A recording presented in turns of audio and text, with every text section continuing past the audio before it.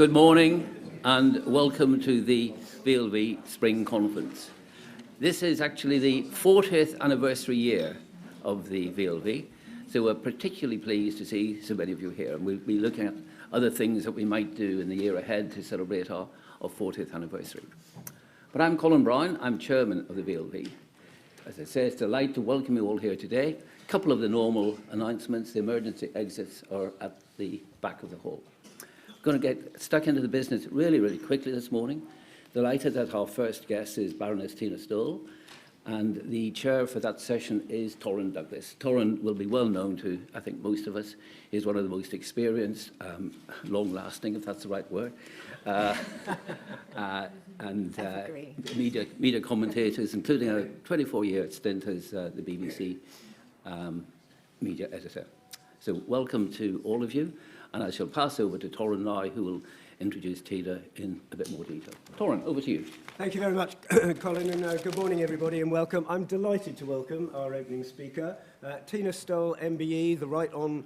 Baroness Stowell of Beeston. As you know, Tina is a Conservative peer. She's chair of the House of Lords Communications and Digital Select Committee.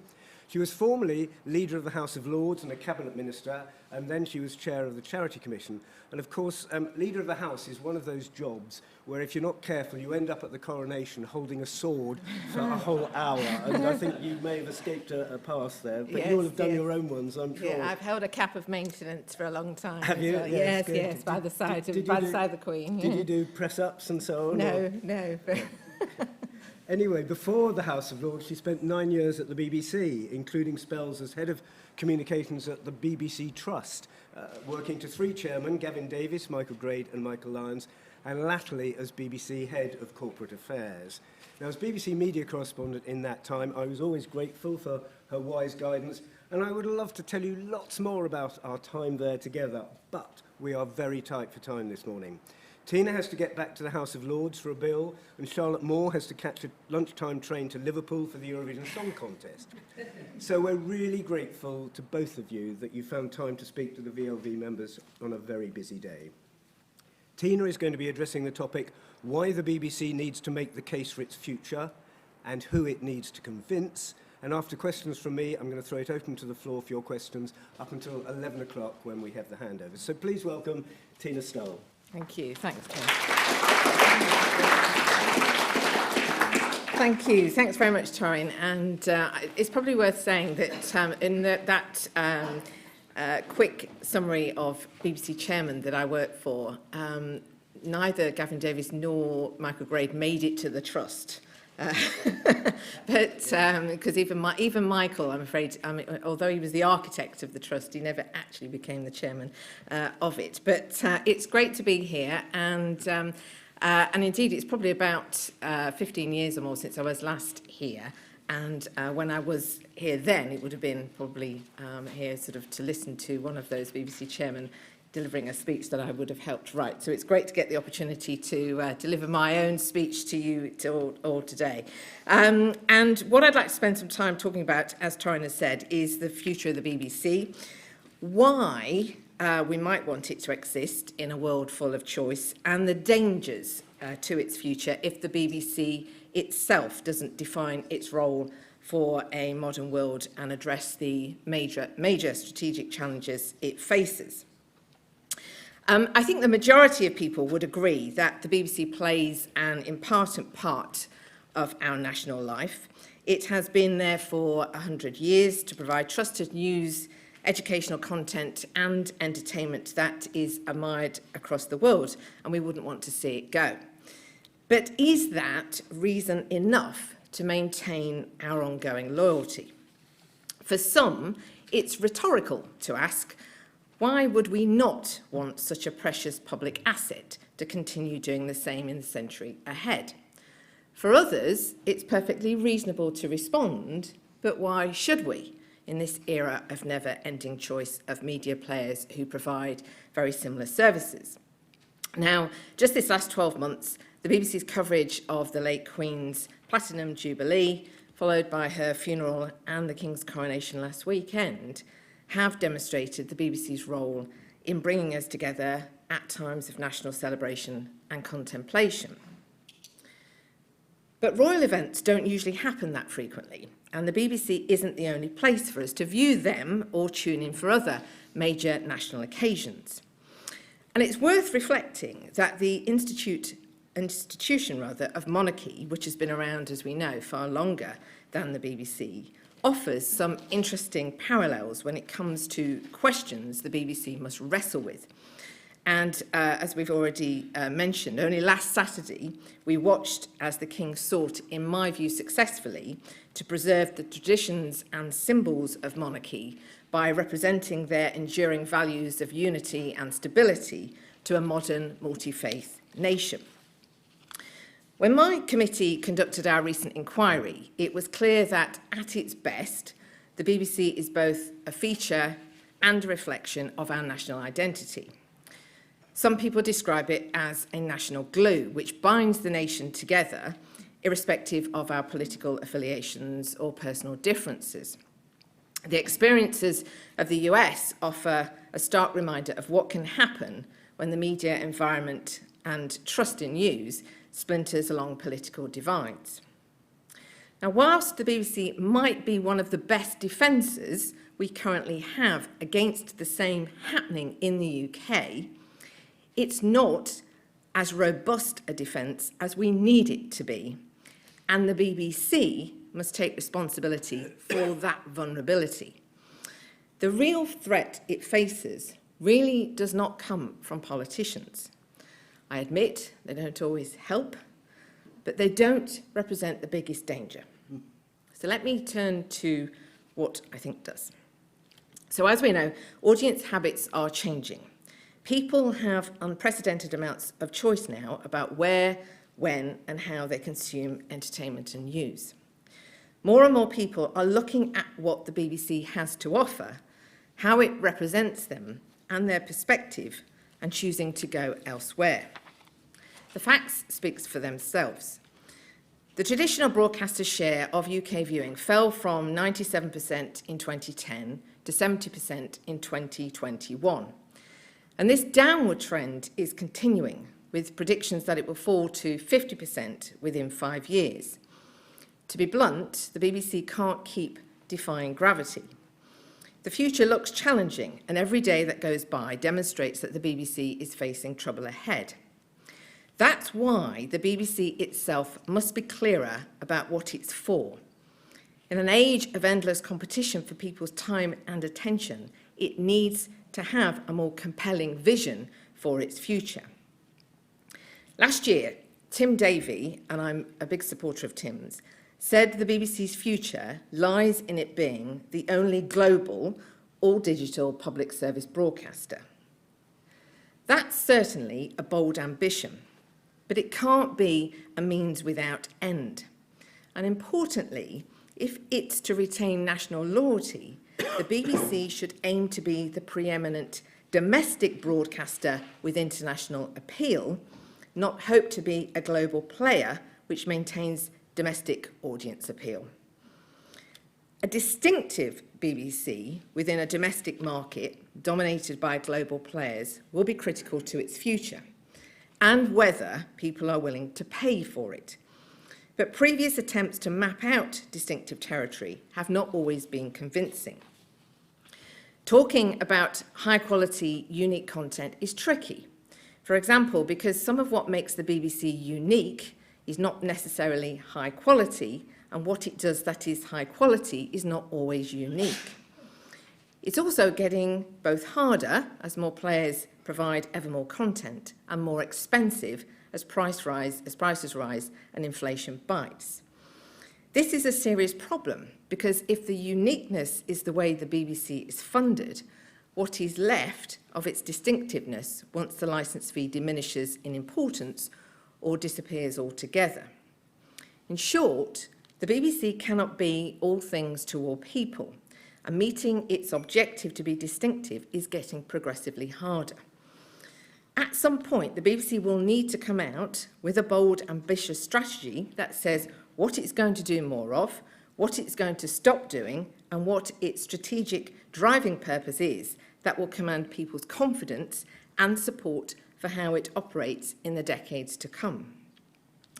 This is becoming increasingly urgent in this age of endless choice, rising competition and declining trust.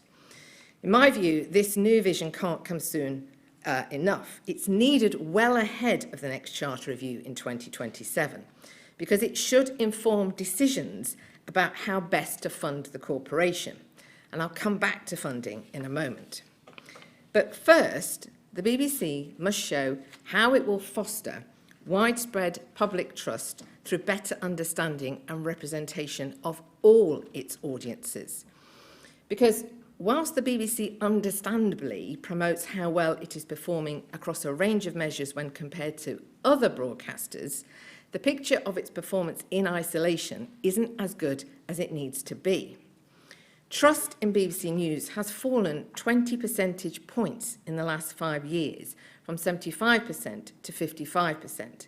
And the proportion who say they distrust the BBC has grown from 11 to 26%. In my view, the saga around Gary Lineker's tweets illustrates the complexity of impartiality in today's world and how it affects people's trust and confidence in institutions which exist for the benefit of everyone. Maintaining due impartiality and balanced coverage of political parties and their policies remains necessary, but it's no longer sufficient for an institution whose purpose is to provide the platform for debates to take place. The output and the way the organisation is run should not suggest that the corporation holds a position or worldview which large sections of the public don't share. The BBC needs to do much better in reflecting all sectors of UK society. Ofcom data show that, in particular, audiences in lower socio-economic groups are persistently underserved and are the least satisfied with the BBC. These aren't just numbers, they are people across the country who feel their national broadcaster is not for them. And if people are not properly represented, they will be even less inclined to pay the licence fee or any other form of public subsidy when other alternative news and entertainment providers are available. When it comes to funding, the BBC needs to be more open and pragmatic about the alternatives. To be clear, the BBC's distinctiveness should not be associated with the licence fee. The licence fee is a means to an end, not an end and justification in itself. The stats on the licence fee are not very encouraging. More and more people are questioning its value. And it's important to understand that straightforward value for money arguments do not convince all those who can afford to pay it. Some people say it's the least worst option. And my committee's report on this explored a variety of models with an open mind. We looked at full commercialisation through to full state dependency. We did not set out to recommend any individual funding model, but our evidence was clear that some would not work. Advertising, for example, is highly unlikely to be viable, leading to a multi-billion-pound reduction in the BBC's income, whilst damaging other public service broadcasters at the same time. A pure subscription model, likewise, would generate insufficient income while facing major technical challenges and creating barriers to access. Funding the BBC by government grant would risk eroding the BBC's editorial independence. But there are other options that deserve proper consideration. For example, a hybrid subscription model, either domestic or international, could work. You could even have some features available for an additional fee. Other options include a hypothecated tax, progressive reform of the licence fee itself, or a progressively applied household levy. There are drawbacks to each, of course, but the same is true of the licence fee, which, as well as looking increasingly outdated, is increasingly regressive. Simply raising it to keep up with competition from international streaming giants would hit the poorest first, which is not a politically acceptable solution. Importantly, the BBC should be leading this debate, not shying away from it. My committee, whose membership includes all the main political parties represented in the House of Lords, crossbench peers, one of whom, a former Director General you'll be hearing from later today, and even a bishop. But together, we proved that the question of how best to fund the BBC is real and should not be a political battle. And a political battle will be best avoided by the BBC leaning into the challenge more publicly at the earliest opportunity. Now, Tim Davie has already made a start, and I welcome that. Indeed, I would urge everyone to support him in addressing the challenges I've outlined today. And there are also events on the horizon that will provide structure and impetus to progress. In the short term, the appointment of a new chairman must catalyse action around setting the BBC's future strategy. In the medium term, the media bill will address some of the long-standing issues around media regulation, including prominence and regulating the audio sector and smart speakers. In the longer term, the looming charter review should set a hard deadline for the BBC to digest the multitude of difficulties it faces and implement a workable and compelling plan to safeguard its future in the years ahead. But critically, and most urgently, the BBC needs to outline what its future role should be and its vision for getting there, so we can all judge whether the institution can command our ongoing support. Because relying on a Arethian heritage and a record of past achievements when the world has changed so much will not be enough to generate public confidence in the decades ahead. For national institutions, such as the BBC, to retain support, we need to see clearly why it remains relevant and what value it creates for our individual and collective benefit that new or emerging international organisations won't or can't. I'm confident that there is a positive and compelling case to be made, and I really do want to hear it. But laying it out is not a job for politicians. Setting out the case for its future is the responsibility of the BBC. Thank you.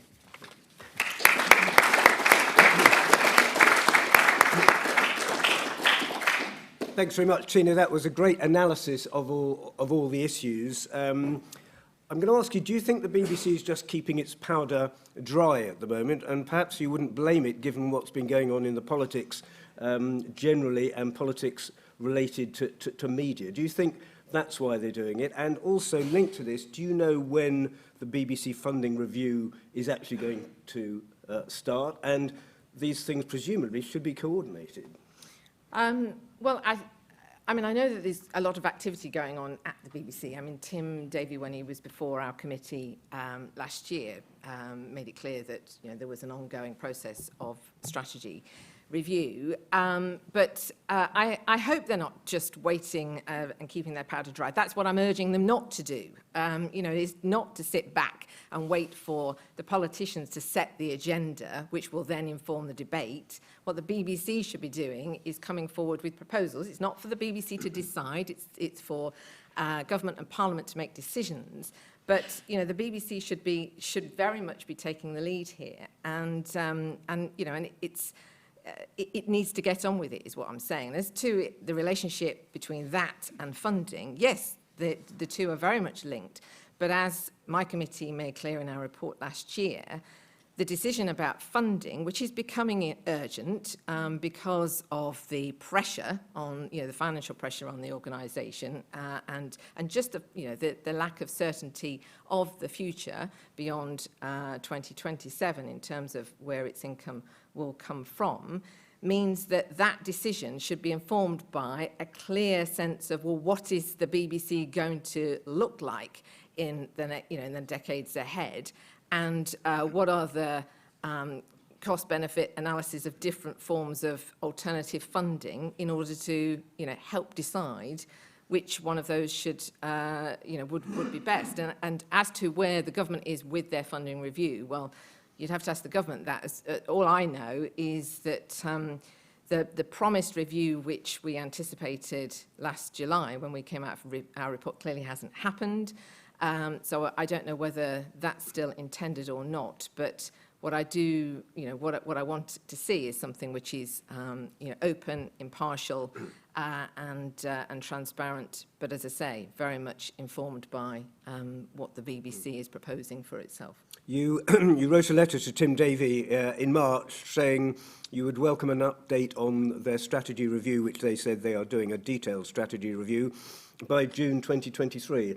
That's next month. Are you optimistic? Yeah, well, we've issued our invitation to the Director General and said that we definitely want to see him again before we rise for the summer recess. So even if it's not June, it will definitely be before we get to the summer recess. Yes, for sure. And looking back at your own experience in the BBC, I mean, did you do it better in those days? Are there lessons from those days that you would apply here?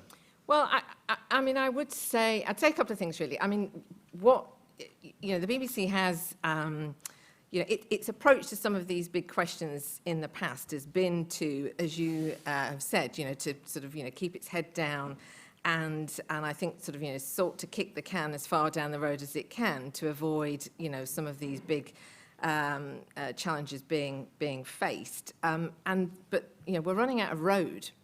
So I would say that to the BBC, they have to change the way in which they're engaging with these questions. Any kind of approach that they may have had in the past is just not going to work now. It's too dangerous for them to do that. That's what other people will set this agenda. So if they don't want to have something imposed upon them, which inevitably, if it's coming from outside, and particularly if it's led by politicians, is not going to be something which I'm sure they would feel sort of is the best version of what they can be. So let's hear it, and let's debate that.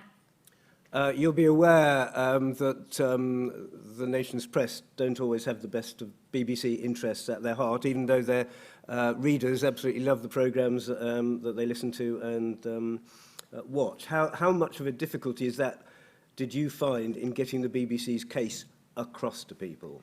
But I think this is part of what I'm saying is that, I mean, there will always be critics of the BBC. There will always be legitimate commercial interests that, will want to argue their case and fight their corner. And that's never going to change.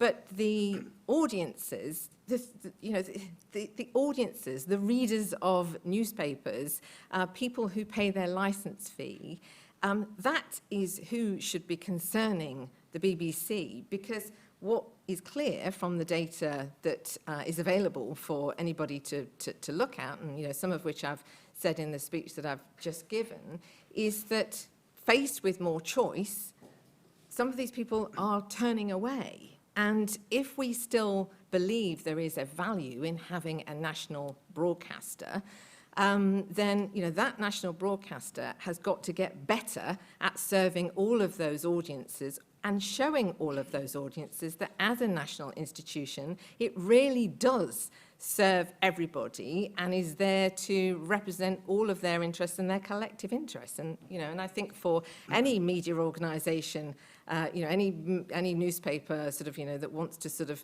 on behalf of their readership make that case, that they're perfectly allowed to do that. That's what they do.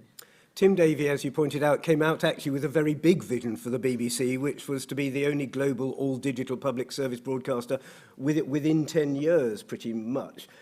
2 points there. You say that's not enough, but the other is, actually, is that an ambition that we want when so many people don't have good broadband? Older people certainly don't. Is that a good vision?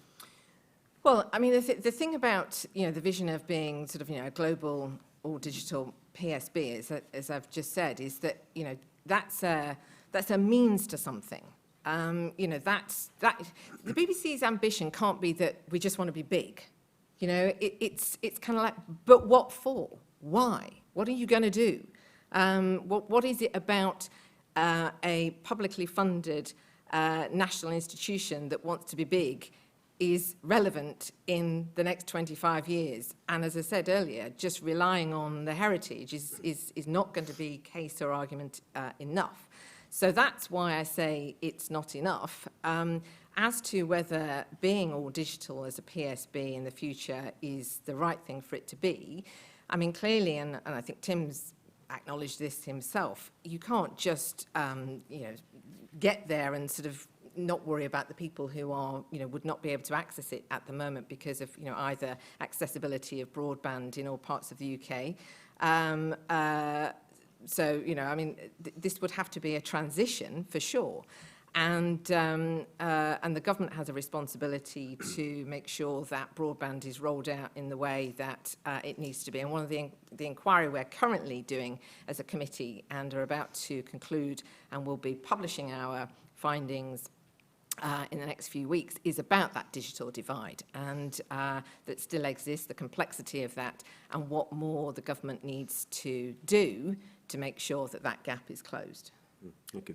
Before I open it to the floor, and I will come to you shortly, just on the media bill, do you have any concerns, particularly about the media bill as it stands? Well, I mean, to be absolutely honest, because we've got so many pieces of legislation at the moment on the go, which are relevant to my committee, I haven't sort of got really focused in on the detail of the media bill because it's only just been published in draft, as we know, and it's not due for arrival until the next session of Parliament. But first of all, I am thrilled that the government have shown commitment to it by publishing that draft bill. I'm even more pleased that it includes radio prominence as well as TV prominence, because that would have been a major concern had that not been included. And there was an awful lot of effort behind the scenes to make sure that that was there, so that's good. But anything beyond that in any greater detail, I haven't yet had a chance to scrutinise. But my committee, just to reassure you, we will look at that properly. For sure. One of the VLV's concerns is that it reframes the PSB remit so that the at-risk genre like arts and religious content are no longer specified. Have you yet had a chance to think about that? I haven't really got into the detail okay, of that, but you will. Of course, yeah. I mean, but I think it's also important that we recognise that one of the things that broadcasters do need, it sort of now is more flexibility in the way in which they fulfil some of the proper obligations that are put on them too. Great. So. Okay. Question from Claire Enders at the back. Can you wait for a microphone, Claire? It's just behind you. I don't want to take up a lot of time. Claire Enders, thank you so much for your very interesting comments, Tina. I don't want to put myself forward as a dyed-in-the-wool defender of the BBC, but I do think you pointed out that the chair situation would be an inhibition to mapping out that strategy, and surely that appointment is a very important one. It's a 4-year appointment. It will span an election. That particular appointment has to be done in such a way as that person will have the confidence of all the parties. I think one would hope that would continue, that would be a requirement. So if you think about that really has to happen for the BBC to be best positioned to go into the next phase in the lead up to the charter renewal, which would definitely, as ever, include consultations and no doubt a review. So I also wanted just to point out that the BBC is already a global broadcaster because it has a weekly reach outside the UK of 130 million out of 500 million homes that receive it. So it is already the leading a global public service broadcaster, and it has the highest trust rating of any broadcaster in the world outside of the UK. Thanks, so Claire. I think I'll is ask, a good thing. Thanks very much. That's a very good point, that without a BBC chair, how can the BBC actually get out on the front foot? Well, I mean, clearly the appointment of the next chair is an important part of, as Claire's just acknowledged. I mean, any incoming chair would want to look at the strategy before putting their name to it. However, it is, as I said earlier, nearly a year since we published our report and had the BBC in front of us and was making these challenges to them then. So I would hope that they've done an awful lot of work already, because, you know, these challenges are not new. So, you know, I mean, I don't think it needs to delay them that much. Okay, that's fine. Thank you. Right, questions. Yes, we've got Peter York here. No, wait, just wait for the mic. So I think it's being recorded. Thanks. I couldn't agree more with your first point, which is that the BBC needs to lean in and say what its strategy is. As for the rest, I couldn't disagree more. It's a subtle reiteration of the sorts of things that the BBC's opponents have said forever. And to make a comparison with between the BBC and the streamers is completely unsustainable. You can't compare them. Netflix is not the BBC, and the BBC is not Netflix. What the BBC is suffering from, in some ways, is the modern world, but then so are all PSBs. The whole playing field is a bit flatter. What you have to ask yourself, you and your party have to ask yourselves, is what you are trying to do to the BBC. Because the BBC's problems are overwhelmingly traceable back to the Conservative Party. And if you wanted an illustration of that, just look at the illiteracy and absolute hostility of the last but one DCMS Secretary of State. While that situation exists, while your party will not acknowledge the need to take political control away from the BBC, and in particular to take the appointment of the chairman, which was a disaster, and more to come, how can your tirade of tiny complaints against the BBC, which are all modern life, how can anyone believe them? Okay. Well, I was not comparing the BBC to Netflix. I don't think it should be a Netflix or trying to ape or copy Netflix. So I'm sorry if that was the impression that you got from what I said. The point that I was making was that you know, the arrival of them and the impact of them on the economics has added pressure to the BBC, both in the commercial sense, but as I say, in terms of the increased choice that they offer to audiences, along with lots of other things that have got nothing to do with TV as well. I mean, you know, there's a whole lot of new media out there that is grabbing people's attention, which is not television. But as to your criticisms of the Conservative Party and everything else, well, I mean, I'm not here to speak for or defend, you know, any former Secretary of State, what they've said or anything else. But I do, as I said in my speech, politicians don't help. But I think it's a delusion to believe that the biggest danger to the BBC's future comes from any politician or whoever it might be that occupies the role of the Secretary of State for DCMS. If the focus is that, then I think people are worrying. The friends and the biggest defenders of the BBC are worrying about the wrong thing. Next to, yes. Paddy Barwise from London Business School.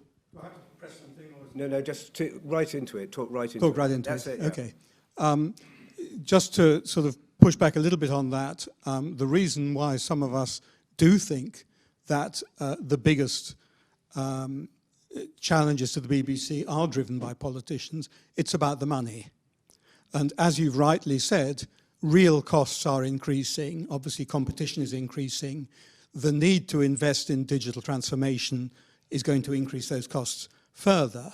And at the same time, the real public funding of the BBC was already close to 30% down since 2010, when Nadine Dorries froze the licence fee for 2 years at a time when inflation was around 10%. So in that sense, The real threat to the BBC is, of course, the combination of the external factors that you've mentioned, but the real killer pressure is coming from the depth of those cumulative funding cuts, particularly what George Osborne did in 2010 and 2015, which Nadine Dorries has now made worse. So that's why some of us think that probably the biggest pressure on the BBC actually has come from politicians. But what I'm saying is that because of the environment that the BBC operates in now, there is no way that increases in the licence fee can be made to match those economic pressures that would be acceptable to the public at large. That's why they're not public. How do you know? How do I know? Well, because they were not consulted in 2010, they were not consulted in 2015, they were not consulted by Nadine Dorries. But I think you just there was have no published analysis, no public consultation, no parliamentary debate, Okay. three Well, times. That's your perspective, and I respect it. It's a fact. Fair enough. Whatever you want to argue, that's your perspective. I'm giving you a different one, which I think is one which is an important way for us to ensure that all that is provided, which is of great value to the British people, is maintained into the future. And I think if we were to follow the arguments and the line that I have set out, and which was very much reflected in a cross-party committee of the House of Lords, that is a better route to go down. Thank you very much. I agree. Right. Phil Harding at the back. There's one there. Mike there. Thank you. Yep. Hello, Phil Harding. I better declare I used to work at the BBC too, and I'm an editor now. You used the word distinctive an awful lot in talking about what the BBC has to aim for, and I don't think many of us would disagree with that. Distinctive is a very easy phrase to use. It's much, much harder to define. And unless one is very careful, it can become a creative straitjacket. There was a phrase that I wonder whether you could have used and should have used, and that was about risk-taking. Creative risk-taking. The BBC is one of the things that makes the BBC unique, maybe it should make more of it, is the right to fail. The right to commission programs that nobody really thought would work. You only do them on, if you only do them on a formula, if you do them on the Netflix way, then you will end up with a very bland output. And the BBC needs to have the right to fail, and that, of course, means giving it the financial margins to fail as well. And I would have thought that's one of the things that makes the BBC very distinctive and is very important to talk about in the future. And that may be something which Tim Davie would want to include in whatever his strategy is for the future. I mean, that's, I think that's a perfectly good point to make. I don't disagree with what you're saying. Thank you. Lady there, that's right, yeah, sorry. Yeah. What public debate has there been about the licence fee? Well, in public debate, I think as far as decisions about the licence fee into the future, one of the things I do believe is that the process for deciding not just the funding mechanism, but the level of the licence fee needs to be done in a more transparent way than it has been done in the past. I don't think that these kind of negotiations behind closed doors have helped in generating anybody's confidence, to be honest. So I think that needs to change.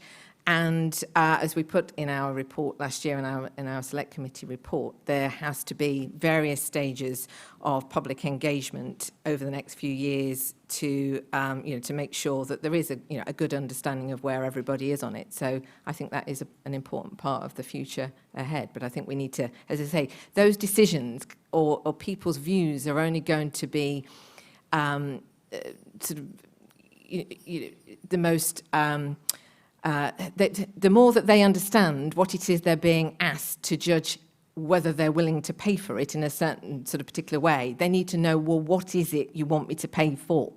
And that's the bit that's missing at the moment. Thank you. Professor at the back, there you go, yep. Yep. Thank you. My name's Sylvia Harvey. I'm a trustee and I'm an academic. Thanks so much for a really clear and incisive presentation. The thing that strikes me most, though, is that I think if we look back over the history of the BBC, I think I'm right in saying that we've never had a period before when members of the party in government have declined to appear on the BBC. Yeah. Now, that is really, I think, quite unusual and very, very disturbing.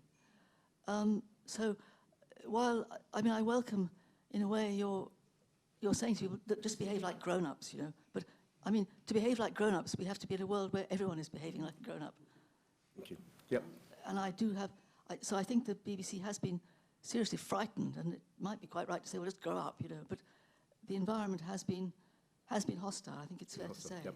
Hostile environment, yeah. I mean, I think any politician that is not willing to be held to account by the media is, you know, doesn't deserve to hold, you know, their position or an elected office. One has to make themselves available to the media, and that includes the BBC. I don't think, though, at the same time, that, you know, any particular channel or journalist has a God-given right to speak to a politician just because. So I think we have to, you know, we just have to be a bit careful in the way in which we look at that. But generally, I agree with what you're saying. Yeah. Roger Bolton at the back. There's a microphone by you. Thank you very much indeed for what you said, and I couldn't agree more about the BBC to make its case. But I wonder if we're confusing again means and ends. The end is public service broadcasting. Public service broadcasting is more than the BBC, though it's the main method we now have delivering it. And what we don't get from the BBC, and in my view don't get from Channel 4 and elsewhere, is a clear view of what constitutes public service media or broadcasting in the future, now and in the future. And the danger is that by focusing only on the BBC, it takes decisions which, while it makes sense for the BBC, has damaging consequences elsewhere which aren't taken account of. And I would give as an example the BBC's attempted cuts in classical music. Now, whether they're right or wrong, and whether they were ineptly handled or what they didn't do was take into account the consequences of those for the wider classical music provision in this country and its importance for education. So what we actually need, maybe it has to be at the same time, but is an examination and a challenge to public service broadcasters to come forward not just with what is in their interest, but what is in the public service interest. And that would highlight crises such as local journalism and take it away from simply a question of the BBC local radio provision, but to the wider democratic problem in terms of local journalism. So don't let the BBC define public service broadcasting, make it articulate where it will fit in, but look at that wider picture if you could. Well, I mean, I think your point about the broader responsibilities and requirements of public service broadcasting is a point well made, and that's very much a feature of the media bill. And because, I mean, in that, I mean, as I said earlier, it's not something that I've yet studied, but the point of that is to look at, you know, the remits and the various obligations on public service broadcasting in the round, but it doesn't touch on the BBC because that clearly being a matter for the Charter. So I share your view that this is ecology, you know, as we say, not necessarily to everybody's taste, but I don't think that in any way removes from the BBC the responsibility that I've set out that it needs to meet, because at the moment it's the only one that is in receipt of public funding, and certainly the way in which it's envisaged it will continue to add value in the future would be that there'd have to be some form of public funding. Tina, we've got to, I know you have Yes. to go. Just finally, you've heard the criticisms here from people about the government. Is there anything you can do behind the scenes or publicly to actually put pressure on your party to do something about it? To do what exactly? To make it a less hostile environment. Well, okay. So, I mean, I don't know that I accept the premise that it's hostile to the BBC. You know, I mean, I think that you know, even throughout over the last 10, 12 years that the Conservatives have been in government, there has continued to be support for the BBC and for the BBC continuing. As I've said earlier, there are sort of different people in different jobs at different times that may not have helped along the way. But you know, I don't think there's anybody in government. I'm not saying there's nobody in the Conservative Party, but I don't think there's anybody in government who is hostile to the BBC. And all I would say in terms of, you know, what you say about the Conservative Party, and I genuinely don't think the Conservative Party is hostile either, but there are people who vote Conservative and who are also licence fee payers who feel that the BBC at the moment is not representing them in the way that they feel they deserve it to do. And I think that's what the BBC needs to focus on. As I say, it's not... The politicians, they've got to, you know, they've got microphones, they've got platforms, they can be annoying. But honestly, it's really, I say this to politicians as well. Don't concentrate on each other. Concentrate on the people who walk into the polling booths and put a cross in the box, because they are the people who have all the power in the end, not any of us. And that's where I would genuinely encourage anybody who is concerned about the BBC's future focuses their attention, because there are a growing body of people who feel less attached to the BBC than the majority of people I can tell in this room. Tina Stowell, thank you very much. Huge round of applause.